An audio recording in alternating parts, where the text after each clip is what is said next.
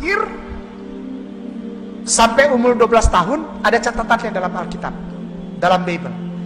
Dari lahir bayi sampai umur 12 tahun. Dari umur 12 tahun sampai umur 30 tahun tidak ada ceritanya, hilang. Jadi 18 tahun yang hilang dari kehidupan Isa alaihissalam atau Yesus Kristus di dalam Alkitab, nggak diceritain lagi.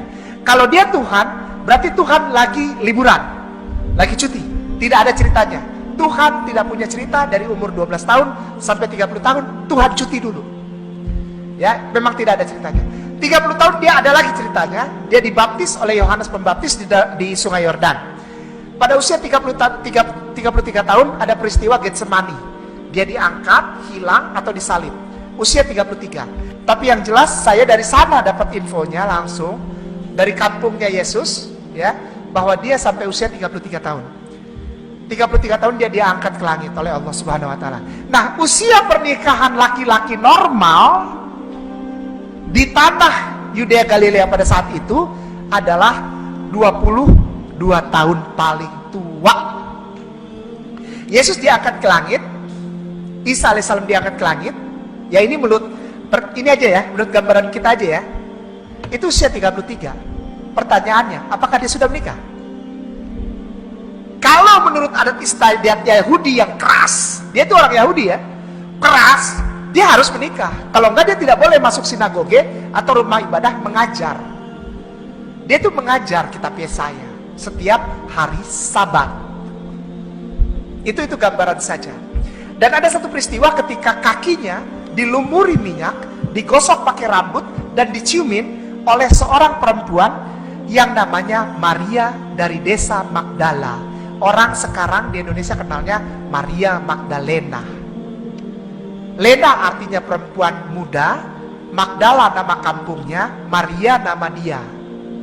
Jadi Maria perempuan muda dari desa Magdala. Tuangin minyak gaharu ke kakinya Isa, lalu digosok dengan rambutnya dan diciumin. Dicatat dalam kitab Lukas pasal 12. Nah, menggosok laki-laki kaki walaupun itu gurunya, nabinya, kalau bukan muhrimnya nggak boleh. Karena orang Yahudi sangat kuat untuk mahram. Apa?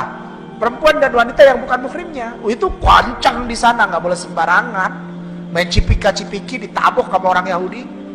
Yahudi tangannya gede-gede pakai jahe, Pak. Benar jarinya. Tinggi-tinggi gede-gede. Jarinya segede jahe. Jahe, Pak. Itu gimana kalau ngegaplok kan lumayan. Ditabok kita. Nggak boleh. Nah, ada peristiwa itu di dalam Lukas pasal 12. Sehingga alangkah tidak masuk akalnya apabila Yesus membiarkan dirinya, kakinya diciumin dan digosok dengan minyak wangi oleh rambut oleh perempuan yang bukan mahramnya.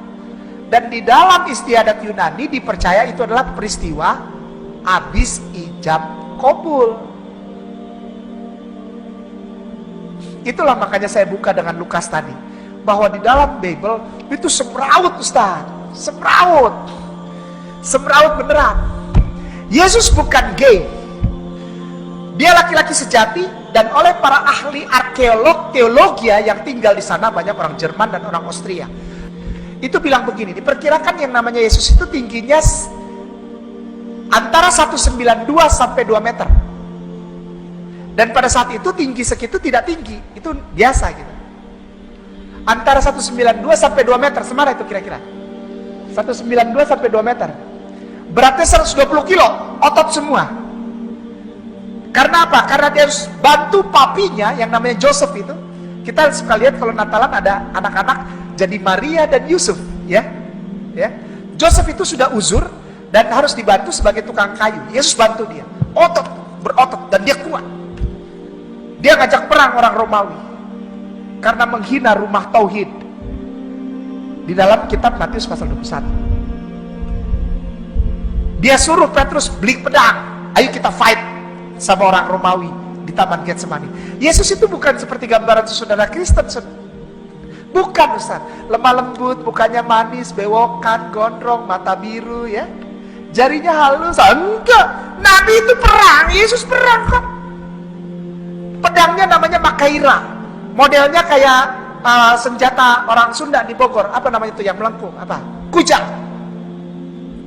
Cuma panjang dia, melengkung dan panjang. Namanya Makaira. Itu pegangannya Yesus. Dan dia disebut zelot. Kenapa zelot? Pemberontak yang kalau jalan pincang. Kenapa pincang? Karena dia masukin ini di dalam gomis, di dalam bajunya, diikat ke kakinya. Karena ini panjang goloknya, jadi jalannya zelot, pincang. Yesus mantap bos, maco.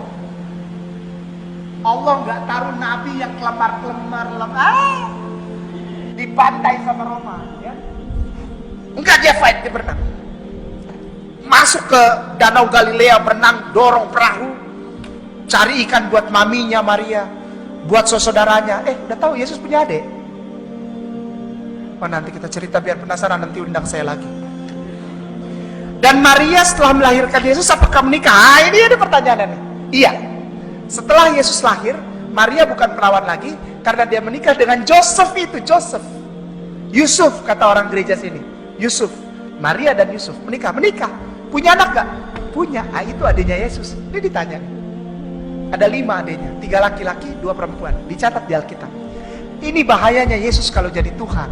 Masa Tuhan punya adik? Alkitab mencatat namanya Yakobus, Filipus, dan Yohanes yang ganteng. Ada 2 perempuan, hanya 1 yang disebutkan namanya sesuai dengan adat budaya, bahwa anak perempuan itu kurang begitu berpengaruh namanya di dalam silsilah. Biasalah anak laki-laki saja gitu kan?